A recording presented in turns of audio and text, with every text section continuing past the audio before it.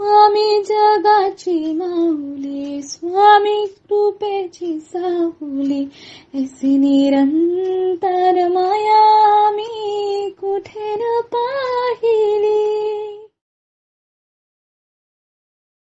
श्री स्वामी समर्थ. सर्व मित्रमैत्रिणींचे आपल्या श्री दत्त अनुभूती परिवारामध्ये सहर्ष स्वागत आहे. श्री स्वामींची कृपा तुमच्यावर निरंतर बरसू दे.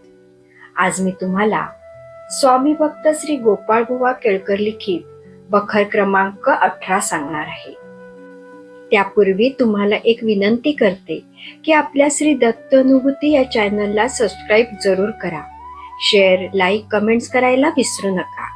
आणि तुमच्याकडेही दैवी अनुभव असतील तर ते आपल्या 9137411207 या नंबरवर व्हॉट्सअप करा. आपण ते हजारो भक्तांपर्यंत पोचूया, भक्तीचा प्रसार करूया आणि आनंद पसरूया. श्री स्वामी समर्थ. बखर क्रमांक 18. यवनावर कृपा केली. मंगलवेढ्याला श्री स्वामी समर्थ असता एक यवन त्यांची सेवा करीत असे. श्री स्वामी समर्थांची स्वारी पटवर्धनांच्या कुरणात असे.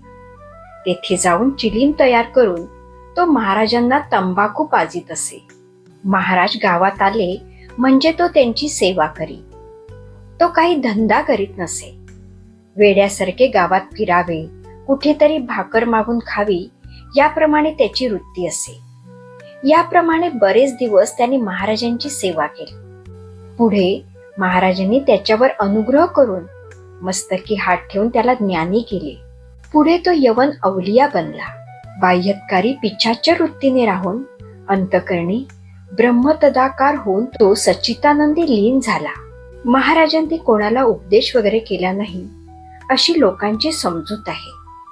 पण या अवलियाच्या उदाहरणावरून पात्रता पाहून त्याप्रमाणे महाराज कृपा करी यात संशय नाही.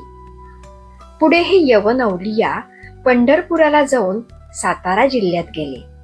ते कृष्णा तटाकी पिछाच्या वृत्तीने भ्रमण करीत. पुढे हे अवलिया मोठे योगी आहेत अशी जगात त्यांची कीर्ती होऊन पुष्कळ कामनिक लोक त्यांच्याकडे येत असत. हे अवलिया कोणी भेटीस आला तर त्याला दगड मारून जवळ येऊ देत नसत. दगड कोणास न लागेल असा ते मारी. पण ज्यास दगड लागेल त्याची कामना पूर्ण व्हावी अशी त्यांची कृपा असे. श्री यशवंतराव महादेव देव हे महाराज मंगलवेढ्यास असता बोसेगावहून तेथे जाऊन काही दिवस श्री स्वामी सन्निध राहून त्यांची कृपा संपादन करून परत गावी गेले. पुढे ते देव मामलेदार म्हणून प्रसिद्धीस आले. यावरून श्री समर्थ योग्यतेनुरूप अनुग्रह करीत असे सिद्ध होते. येथे बखर क्रमांक 18 समाप्त होते. श्री स्वामी समर्थ.